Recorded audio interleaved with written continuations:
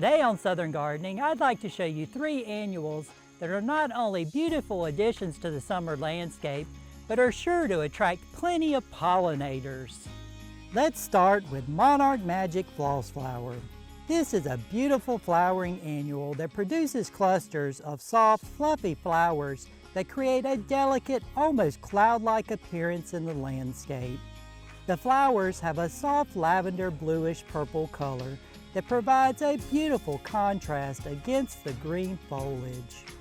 The blooms are held above the plant, making them easy for pollinators to find. And its name really tells us something about this plant. For the best flowering, plant it in a location that receives plenty of sunlight and keep it blooming by removing faded flowers when needed. Next, we have one of my all-time favorites for a pollinator garden, Zinnias.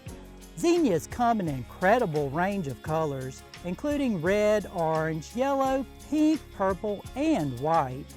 And you can find varieties with single, semi-double, and double flowers. But when you're planting specifically for pollinators, I like to include varieties with open flower centers. Those open centers make it easy for bees and butterflies to reach the nectar and pollen.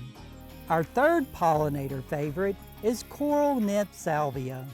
This plant brings a completely different flower form and color to the garden. Coral Nymph produces beautiful coral and white bicolored flowers that are held along upright flower spikes that are particularly attractive to pollinators. The combination of colors really makes the flowers stand out against the foliage. So, if you're looking for easy ways to make your landscape more attractive to pollinators, don't overlook annual flowers.